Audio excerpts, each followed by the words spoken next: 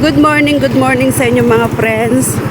Ayan, ngayon is April 16. Papunta ako ngayon sa Cordillera Hospital of the Divine Grace. Kasi doon maghahanap ako ng gamot ni Kuya. Kasi dapat noon 13 pa sana yung second cycle ng kanyang chemo. Pero walang mabiling gamot. And medyo inuubo-ubo na naman siya, kaya kailangan makahanap ako ngayon ng gamot.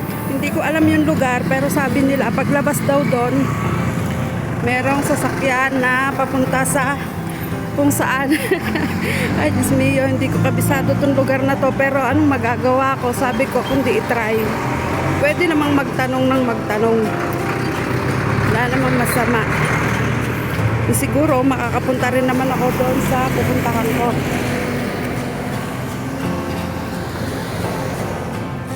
Nalibot na kasi namin lahat ng butika doon sa Baguio City. Kaya lang wala kami mabili. Wala rin silang stock sa ospital. Kaya naghahanap kami.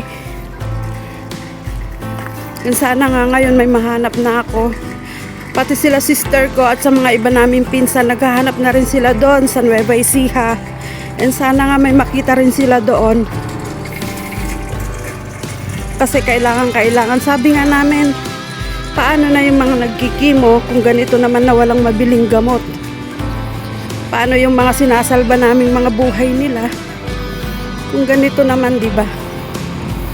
Sa halip na kahit pa paano may improvement na yung kanilang kalusugan, kung wala namang gamot at hindi tuloy-tuloy yung pagkikimo nila, walang mangyayari, di ba? Kaya medyo disappointed ako. Kahapon nakahanap na kami ng isang gamot kasi bali dalawang gamot yon. Yung carboplatin nahanap na namin yon. Kaya nga lang, kailangan pa rin daw yung isang gamot, yung mes na nga.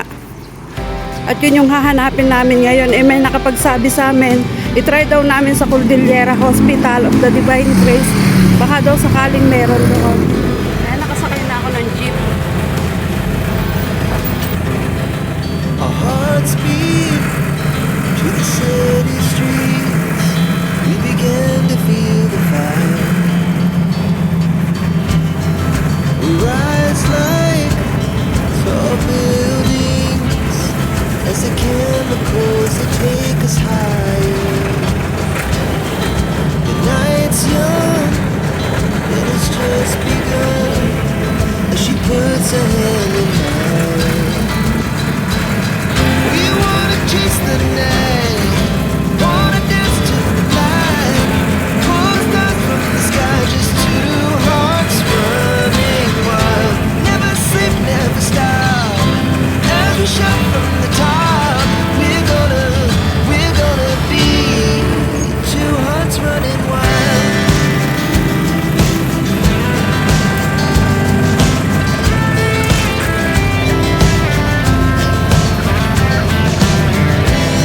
Now the morning is the afternoon. We lay awake in bed. The glass so loud. Ayan, nandito na ako. Ito daw yung ospital. Ayan.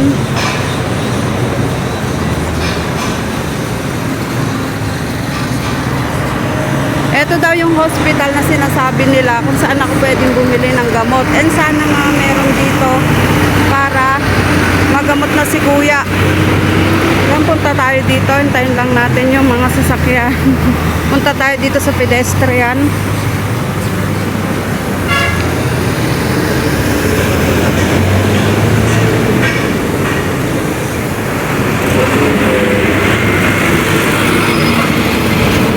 Punta tayo.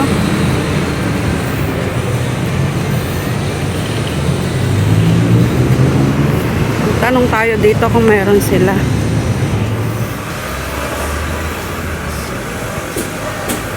Ito yung hospital nila dito. And saan kaya dito yung entrance?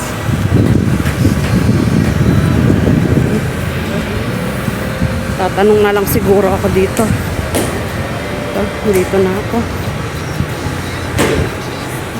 Dito daw yung entrance. Diyos mio, Marimar. Magtanong na lang daw ako sa guard kung asan dito yung butika. Saan tayo dito? Ayan. Dito daw sa second floor. Andito daw yung kanilang butika. And sana nga mayroong dito, Diyos ko. Kaawaan niyo po ang aking anak. Yan, dito yung butika. Yan. Wala daw available din dito. And hindi na namin alam kung saan kami maghahanap. Kahit sa pinakamalayo, trinay na rin nila akong i-help dito. Kumontak na rin sila sa mga ibang pharmacy or sa ibang hospital na baka sakaling merong mess na. Pero wala pa rin talagang mahanap. Hindi na namin alam kung anong gagawin namin kasi habang tumatagal na hindi nakikemo si kuya, bumabalik uli yung ubo niya. And yung mga lymph nodes niya sa katawan, bumabalik uli. Lumalaki uli yung mga lymph nodes niya, kaya kailangan talagang makimo na si kuya. Pero hindi namin alam saan kami maghahanap ng gamot. Yung kapatid ko, kumikilos na din doon. Naghahanap na rin siya doon sa amin sa Nueva Ecija. Pero wala pa rin mahanap na gamot. Hindi namin alam kung saan kami makakahanap ngayon ng gamot.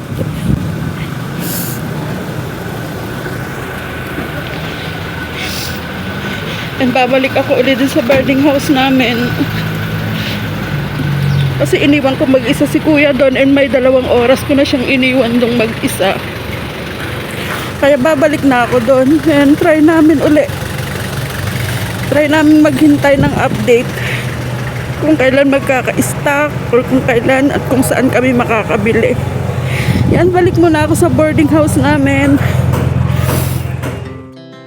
Our hearts beat to the city streets. We began to feel the fire. We rise like tall buildings as the chemicals they take us higher. The night's young and it's just begun as she puts her hand in mine. We wanna chase the night, wanna dance to the light, pull the stars from the sky, just two hearts running. Kung wala yung mess na kung hanggang kailan pa, anong mangyayari sa mga pasyente namin? Napakaraming nagkikemo sa Baguio General Hospital ngayon na waiting. Yung mga kasama namin doon na nagkikemo, umaaray na rin sila kasi nahihirapan na rin sila. Kung si kuya nga na 4 days lang sa schedule na na-delay yung kanyang chemo, nahihirapan na. What more yung mga 2 weeks nang na-delay yung kanilang mga chemo, diba? May isang nanay nga kami nakausap doon, nahihirapan na rin siya kasi 4th cycle na ng chemo niya and 2 weeks na raw na mahigit na na-delay yung kanyang chemo. Ayan. Tatawid ako doon sa overpass ngayon para makauwi ako doon sa boarding house namin. And mula dyan sa overpass, medyo malayo-layo pa yung lalakarin ko. Ayan. Doon ako pupunta.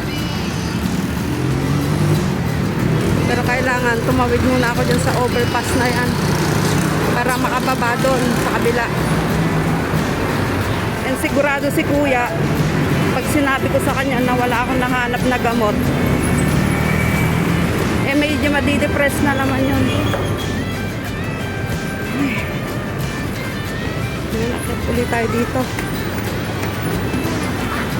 Hindi ko na siya isinama kasi hindi siya po pwede sa ganitong akyatan kasi hinihingal na siya at inuubo na.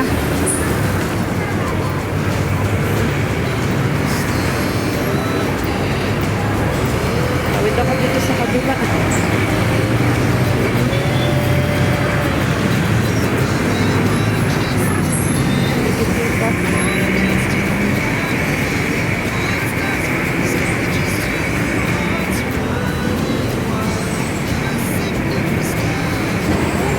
Diyan ako pupunta.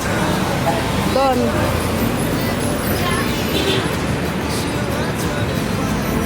walang sasakyan papasok dyan, kundi yung mga private vehicle lang. Kaya maglalakad ako. Papunta doon. Medyo malayo-layo yon. Kaya kailangan kong lakarin.